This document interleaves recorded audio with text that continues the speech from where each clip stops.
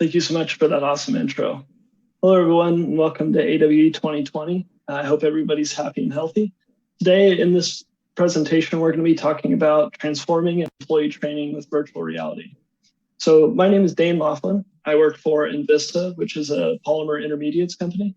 We're the world's largest integrated fiber and resin and intermediates chemical company. And my expertise is largely implementing technologies, both AR and VR, to our employees worldwide. So Invista actually produces a bunch of different materials. So Stainmaster carpet, which you may be familiar with, goes into a lot of industrial use cases and high wear areas. And then additionally, we make things like airbag fiber that goes in everybody's car. So those are a couple of our brands. I'm going to go ahead and hand it over to Pushelberg, who is our partner in this. And please welcome Lou. Hey, everyone. I'm super excited to be here. Thanks for the introduction, Dane. I'm the founder and CEO of a company called CircuitStream. We were established in 2015 and been helping Invista build and deploy the VR training simulation that we're going to talk about today. Fun fact about us is that we've had the pleasure of training over 25,000 individuals and organizations in the skills needed to create AR and VR experiences. So a bit of background on us. CircuitStream offers a full platform of VR and AR services. So our primary three focuses are on training and courses. Like I said, helping individuals and organizations get the skills to build VR and AR apps. We also do a lot of custom software creation, primarily in the training space for VR and AR applications. And then finally, we've got a platform for hosting, deploying, and managing virtual reality and augmented reality content through some of the major VR and AR devices and platforms that you see over there on the right-hand side of the screen. So now that you know a little bit about Dane and I, why don't we jump into the project that we're going to be talking about today? Yeah, so the state of Invista training. And essentially, I think it's important to kind of build context as to why we needed a VR application to be able to fulfill this niche that we had. So the traditional training process that we were trying to improve was largely kind of one-on-one training with a peer trainer. And it required us to train during equipment malfunction. So essentially what that means is that we had to wait until the string up asset, which if I take a step back, a string up asset is where we have molten polymer that actually it comes down in a cascade from the ceiling. And then the operator would take that polymer, wrap it around some various spindles, and it would spin through, and it gives it the different properties that you need when you're making airbag fibers or carpet, for instance. And so in this process, we would have to wait for those spinning machines to actually go down in order to be able to take somebody out on the field and safely train them. So kind of an inherent challenge that we were facing is that three people were always part of the training process. So you had the trainee, the trainer, and then you actually had a second or a third person on the second floor that was able to kind of pass the string along to the trainee to actually be able to do the string up. So we had a lot of people time kind of invested in training folks. And then for us, we also have high costs of raw materials that we're always combating when you have operational downtime. So the implications, if we were able to successfully implement this training, would be that we could overcome the fact that we had limited opportunities to train each day. We could reduce the amount of people time, so essentially by 2, which means it'd be a 66% reduction in people's time. And essentially, we estimate that we have $1 million+ of market value worth of raw materials that we could save by doing it in this process. So some of our requirements that kind of went along with being able to successfully complete this would be ability to do tactile hands-on training. So this particular task is very kind of tacit. So you need time on the machine. You need to be able to pick up the string up gun and use it. And so being hands-on was really important to us. We have a limited amount of trainers and staff available. So that was kind of a challenge that we had to face. So making sure that we're able to get feedback from trainers. And then, as all companies want to do, we wanted to increase the bottom line at our local sites for throughput. So we kind of went over the needs, which were hands-on virtual training. Our goal was, could we take one trainer and be able to train 3 trainees as opposed to having one trainee and 2 other people associated, like in our traditional training method? And then on-demand and self-service training for high-value scenarios. So what we found is that VR is very effective when a training is highly repetitive or high value. And in specific use cases, you get both, which is where you kind of hit the apex of what VR is capable of. So the implications of this is that we'd have a significant reduction in costs and materials wasted during training.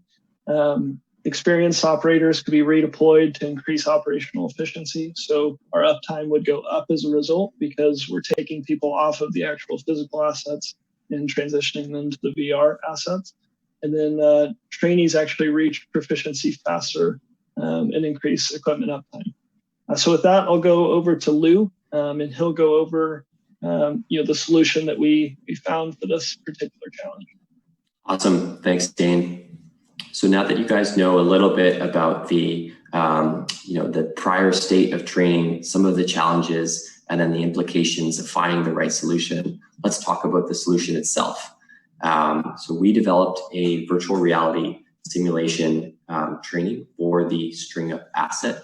So it was gave the capability for technicians and operators to actually experience the procedure and the process and get hands-on with the equipment in a VR environment where they could do a limited number of reps before actually moving to the physical environment itself. It's probably quite a bit better if I just show you rather than describing it.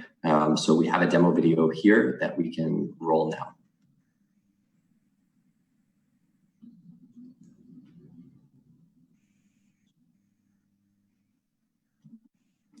So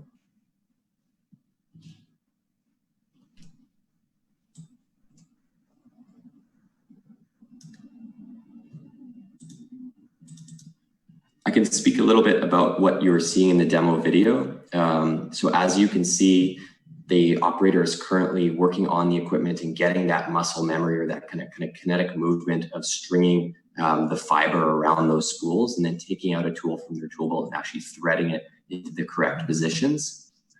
So everything you're seeing is a full one-to-one scale mock-up of the actual asset itself. So this was created, the user right now is in a virtual reality headset. And you can see over there on the left, they're looking to this UI menu, which is their set of instructions and tasks to actually go through and complete that training video or training simulation. Awesome, so the video is done there.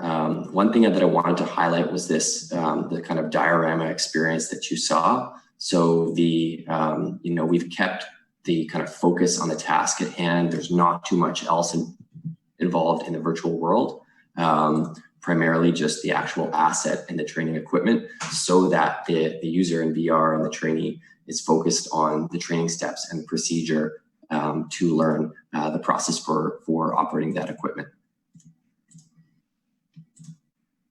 Oops.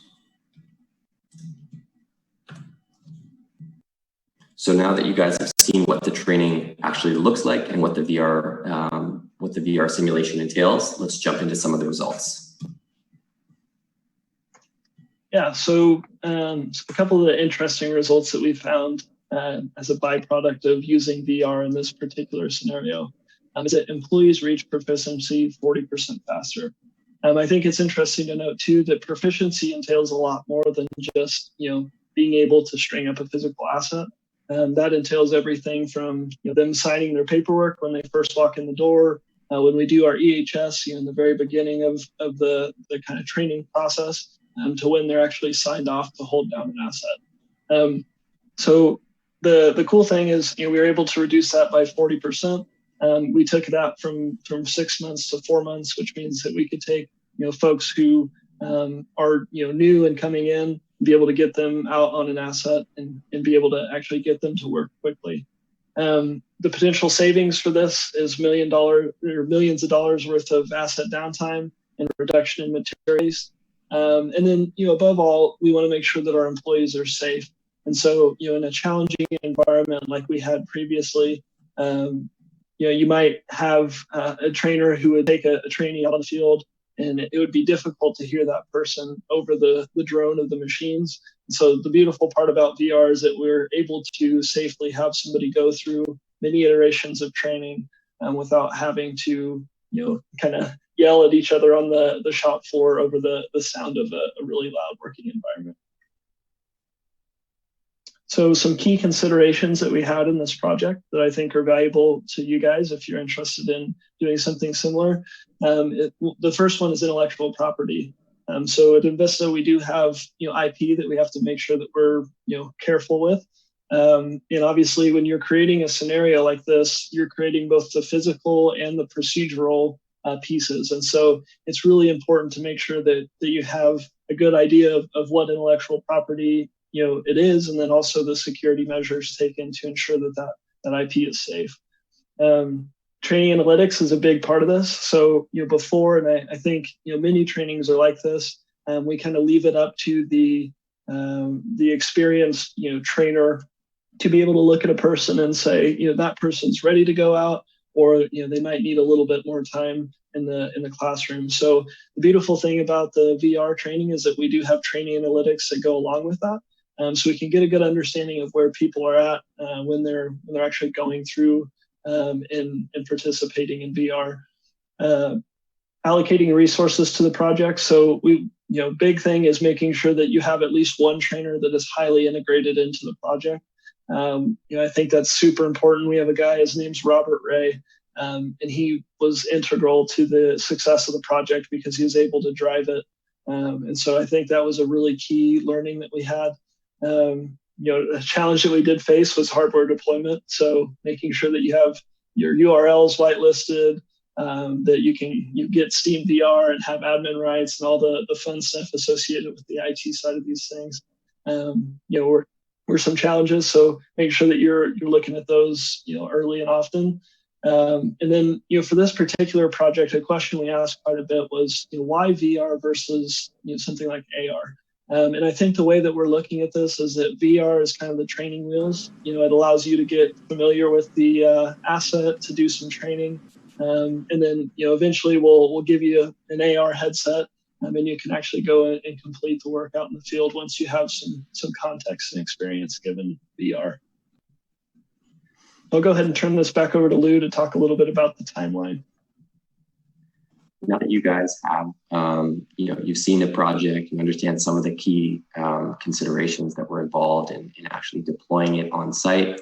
Let's just talk quickly about the timeline of planning, developing, and ultimately deploying VR training as a solution. So in the first bracket there, typically a project like this would start by defining the requirements. So the first thing that we like to look for is adequate training space. You'll see an image over there on the right. So we recommend having 100 square foot training room or training center with a TV so that multiple people, not just the person training in VR, can come in and actually partake in some of the learning moments and in the kind of experience of training. Dane touched on hardware a little bit. So just choosing the right hardware for the situation. In our instance, we're going forward with the Valve Index, which is a high-end kind of VR headset that has kind of precise tracking of your hands and fingers. There's a lot of other questions around VR hardware in terms of portability and accessibility, looking at something like the Quest. Tasks, so defining a list of tasks. The procedure that we showed has roughly 45 tasks. So we need to understand all of those in detail so that we can create the virtual versions used in training to complete those tasks. Analytics, so having a platform and a system of record to store and assess anyone who's completed training in the VR environment and make sure that you can actually measure the results that someone is showing in VR against the results of a more traditional training program and do an A/B test there to actually prove that VR is a more effective method has been really important. It's something that we've really stressed, kind of over investing and doing a lot of work upfront on defining what those measurements and analytics are. And then finally, the mechanics. So what's the actual mechanics and interactions that happen in a traditional training environment and then for your VR training environment. Once you have the requirements defined, if you're working with another company creating the actual content or the simulation itself, typically they should be preparing a design document.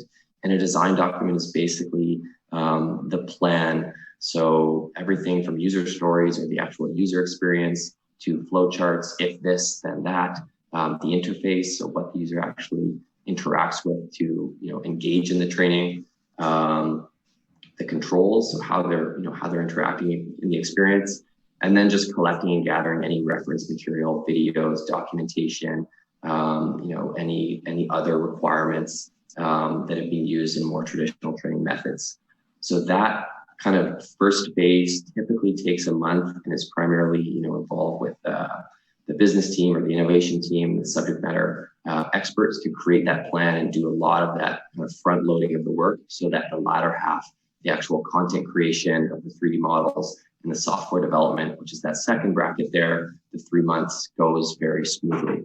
So in our journey of creating the VR training program for Envista, we were really successful in really focusing on defining the requirements and designing the application beforehand, and we're able to then develop the program in that 3-month window and deploy it pretty promptly at the end.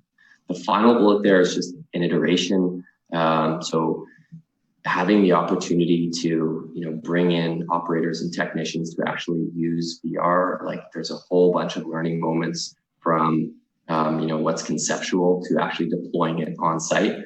I remember some of the things that surprised our team when we and the Envista team when we deployed the training was this kind of possibility or potential to actually assess some of these new skills of the trainees earlier in the process by having someone perform some of the actions and behaviors in a VR training scenario, in addition to creating this kind of competitive spirit between trainees who are wanting to basically improve the fastest and reach proficiency in a timely manner on the asset itself.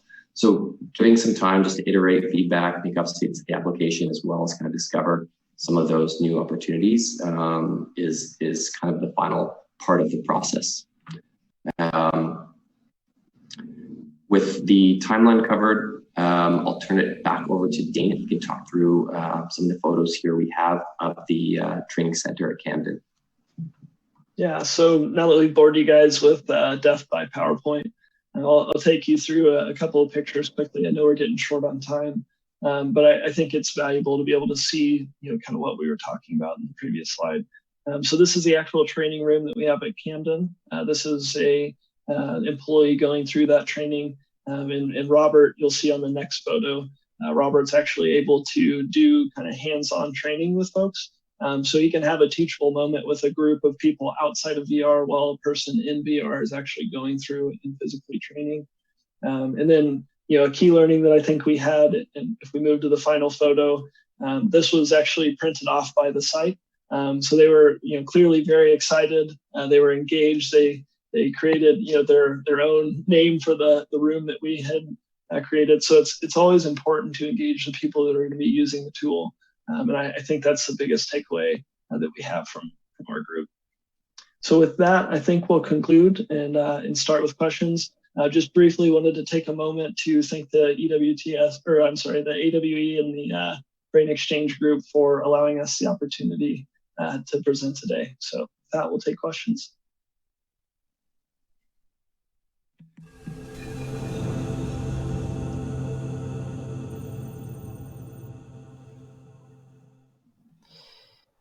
Hey guys, thank you so much for that incredibly fascinating.